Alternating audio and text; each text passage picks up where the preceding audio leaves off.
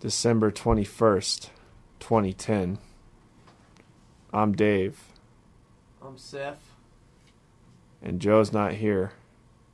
He's in fucking Pennsylvania. That's what we think of that. Mm-hmm. Did you hear that, Joe? That was a fart for anybody who didn't pick that up. That was a major fart. And Joe is absent. Absenteeism. He's absent and abstinent. He's practicing abstinence. While being absent from this podcast. Well, him and his hand definitely aren't practicing abstinence. That's right, Joe. We're calling you out, bitch. We know about your extensive porno collection. It's pretty awesome, I have to admit. And, well, we could either bash on Joe or we could talk about the new Biff release. Yeah. Are you ready? Yeah, so Joe, Joe's such a... As much as we would like to give Joe shit for not being here, we're here to talk about the worst of Biff. Yes. Kind of our own best of, quote unquote, but just to keep it real, we're being fair and calling it the worst of Biff. Yeah, and it is pretty bad too, so pretty crappy. Of course. And there's even some new songs on there, ain't it? Well, so? There is, and all joking aside, one of the reasons that I really wanted to do this, besides the fact that I wanted to have something released this year, was I personally think that best of albums are kind of a crock of shit. You know, they're kind of meant for two kinds of people. Number one, people that aren't really big enough fans of the band to buy all their albums, yet they want all their best songs, or they want all the hits, you know. There's them, and then there's the diehard fans who would buy anything that the band releases. And for those kind of people, the record label gets them by adding those one or two previously unreleased tracks. And goddamn it, we've done the same thing here. We have, count 'em, 3 previously unreleased Biff tracks on this Worst of Biff album. And just so you don't have to waste your time or money, we're going to play them for you right here on this podcast. It's like that one Outkast album. Outkast Greatest Hits. 2 new songs on there. 2 new ones, huh? Yep. Foo Fighters got about 2 new ones on their greatest hits. As does Better Than Ezra. Yeah. As does most bands who released. Silverchair even had one. Really? After they had only 3 albums. And they had a greatest hits out of 3 albums? Yeah. See, sometimes greatest hits albums are good, though. If you're trying to get an introduction to a band, their greatest hits album isn't a bad way to go. Yeah. I think I actually have Aerosmith's greatest hits on vinyl. Nice. And it's a good CD to listen to. Like I would recommend that one for sure. Hell yeah. For the casual Aerosmith listener. Yep. Such as I am. Anyway, Seth, the first song on this album is called First Impressions. Yeah. Can you remember anything about that song and how it came to be? Nope. Sure don't. I remember we played it at Toad Tavern. I think that might be the first time we played it at a show. I think that's the first, and no, we've played it at least one other time. But yeah. It was kind of a little jam that we had, I believe, and we played at Littleton, Colorado bar, the Toad Tavern, and busted it out first thing. And I think we were wearing our army costumes. Yeah, that was back in the The Biff of Duty days. Yep. Circa 2007. Yeah, we're touring the world for that one. We had our costumes, makeup people. Yeah, so we busted out this track, and it went over really well. And for some reason, we never ended up putting it on an album, but we do have a good recording of it. So Yeah. here it is. First Impressions.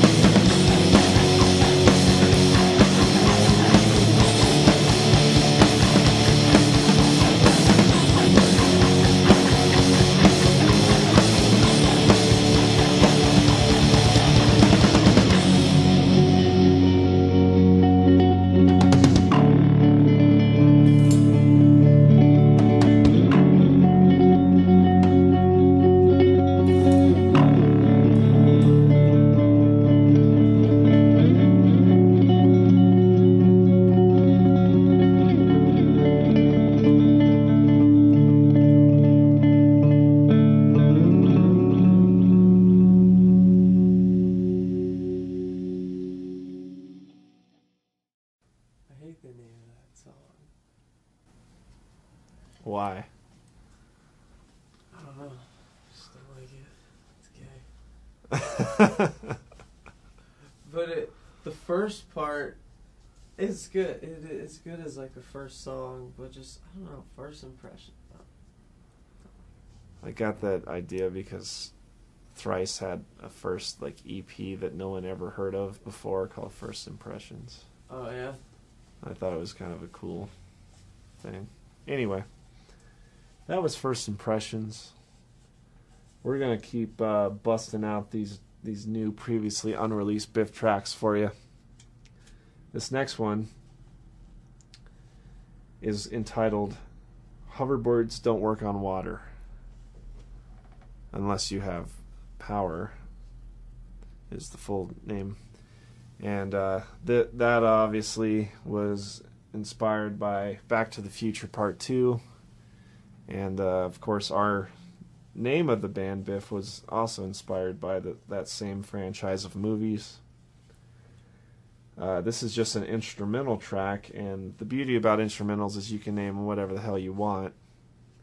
And so we went with that title, and it's a great little song. Once again, we recorded this around the time of the Davies house. It was on the same sessions as the You've Been Biffed. This was kind of a You've Been Biffed reject, I think. Really? Yeah. Huh. Yeah, I remember when we first came up with it. I think Joe I think Joe came up with a lot of the riffs on this one. Maybe all of them. Yeah. So anyway, here you go. Hoverboards don't work on water.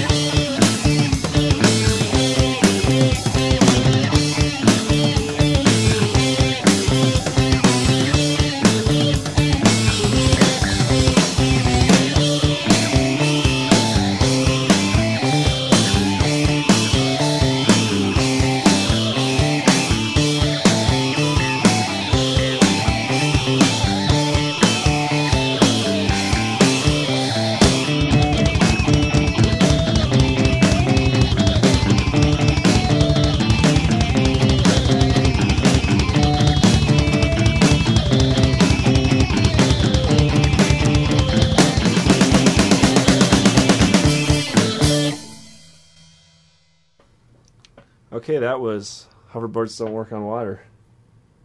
And quite a nice little tune there. I'm quite fond of that one myself. Yeah, that's a good one. So we were just wondering, what is the worst Biff song? To me, that's kind of hard because I like most of our songs quite a bit. I really hate that Biff rap song. That one really sucks. Yeah, that one's a piece of shit, of course. And there's a few songs on President Biff that I'm not too fond of. But yeah, well, it's easier to reach back into the shit we used to do. Yeah. I think Sperm Factory was great in its day, but it's worn out its welcome, as has a lot of those early songs that were just very juvenile since we were teenagers when we were making them. But yeah, they haven't grown with you. No. But they are what they are, and they're great for what they are. Well, I wonder what Joe's least favorite song is. Oh well. I guess we'll never know.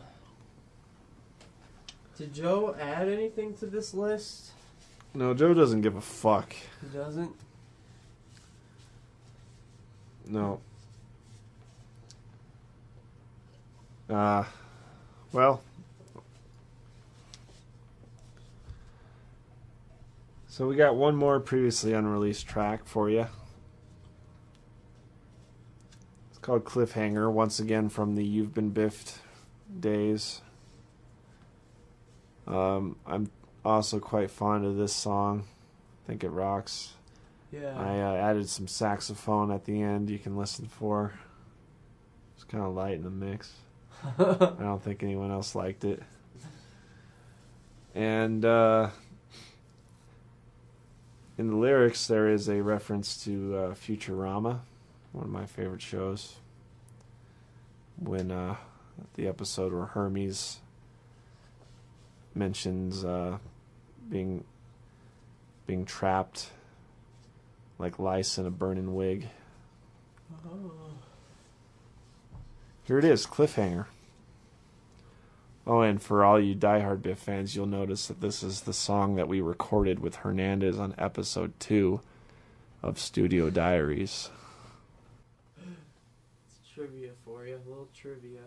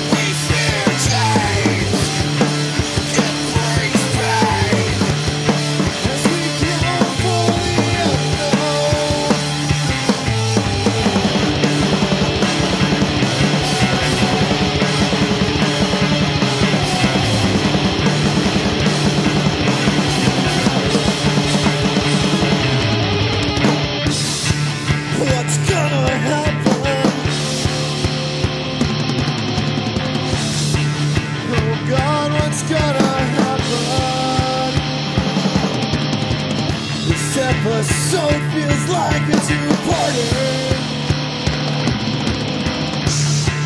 to be continued next week.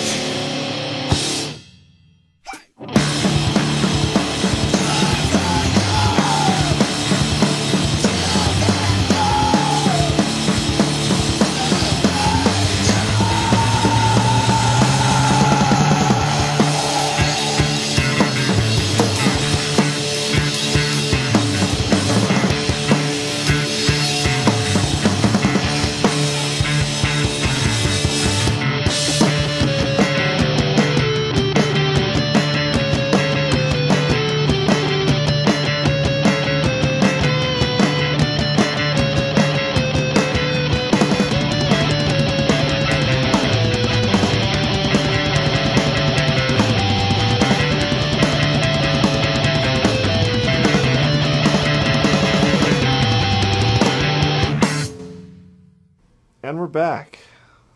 And that was Cliffhanger. Third and final, previously unreleased track from the Worst of Biff. Available for free download at biffnet.com as we speak. It's been one hell of a year. We hope everyone's had a happy holiday. We hope everyone has a happy holiday. Has and has had. Whatever the case may be. May 2011 bring you much joy and many erections. Many erections in 2011. For Biffco and Biff Enterprises, this has been a Biffcast featuring the Worst of Biff. I'm Dave. I'm Seth. Joe's in Pennsylvania. Come home safely to us, buddy. Yeah. Peace.